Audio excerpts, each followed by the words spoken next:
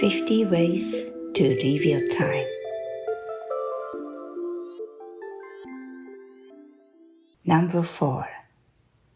Archy in Physics.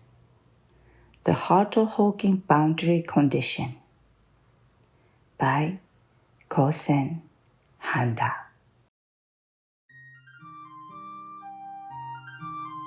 I will now stop talking about the mysticism of the four-dimensional archy at depth and introduce how the archy, the beginning of the universe, is considered in modern cosmology.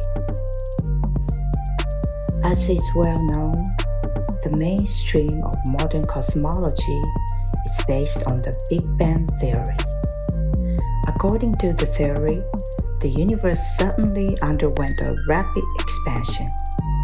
It says that the inflation from a minimal point called a singularity occurred about 13.7 billion years ago. It continues to expand even now at the rate of 73 kilometers per second, called the Hubble constant, for every 3.3 million light years away from the Earth. However, the singularity, the universe's starting point, troubles physicists.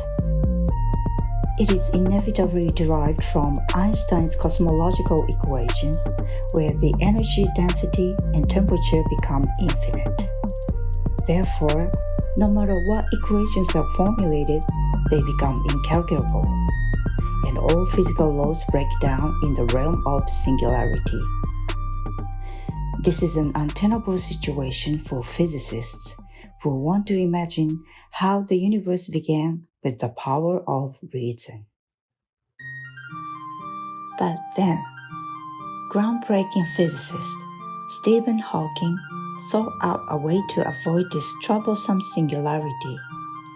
In 1983, Hawking and James Hartle published a novel hypothesis called the Hartle-Hawking boundary condition. The theory postulates that an imaginary time universe, also known as the quantum gravity period, existed before the beginning of the real-time universe and mathematically shows what the universe was like before the Big Bang. When imaginary time is applied to the equation of four-dimensional invariant distance, the distinction between time and space becomes invalid, and the singularity itself disappears. This situation can be explained intuitively by showing the following diagrams. Imagine the expanding universe as shown in Figure 1. This figure depicts the universe's expansion with time t as a cone. The tip of the cone is pointy, and this tip is considered singularity. Let's take a look at the four-dimensional invariant distance equation. Here, we let S be the four-dimensional distance, an invariant of the Lorentz transformation. S squared equals x squared plus y squared plus z squared minus ct squared. Now, let's replace the time term t, which we regard as the real time, to the imaginary time it, which can be obtained by multiplying the real time t by an imaginary number I. Then we can get an equation as follows. S squared equals x squared plus y squared plus z squared minus CIT squared.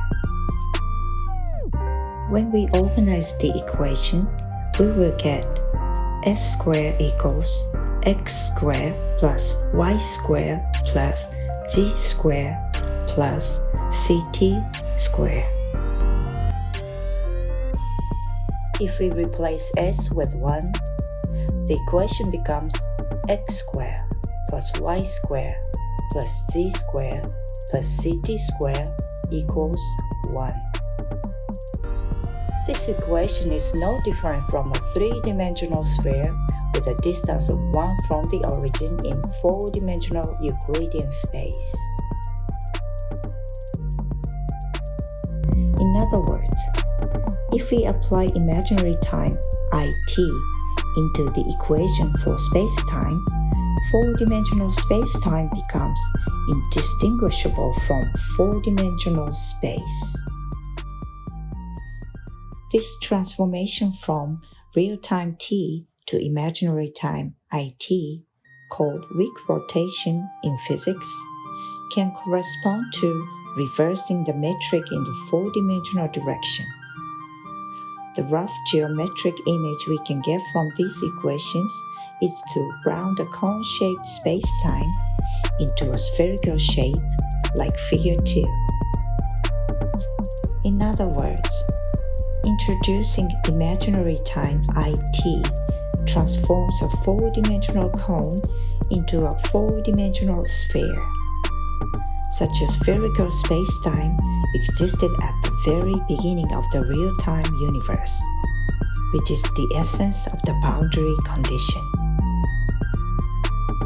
If spacetime had a spherical shape, it means that the universe beginning had a spherical tip at the apex of a cone, just like when you change the lead of a pointed pencil into the round tip of a ballpoint pen. From this perspective, Hawking argues that there was a beginningless, endless, and seamless world at the birth of the universe. If this is the case, then the spherical world as Archie becomes an image of the universe where the Big Bang and the Big Crunch occur each other repeatedly. In the imaginary time universe, every location can be both the beginning and the end of the universe. This notion resembles the Buddhist image of the universe as mushi muju, beginningless and endless. Everywhere in time and space, no matter when or where, will be a place where the world of beginningless and endless eternity is expanding. The awareness of this is called, in Buddhist terms, the emergence of Kuon Ganjo. It is the mystic law, uncreated and eternal, of beginningless time. Kuon is something that is not worked for, that is not improved upon, but that exists just as it always has.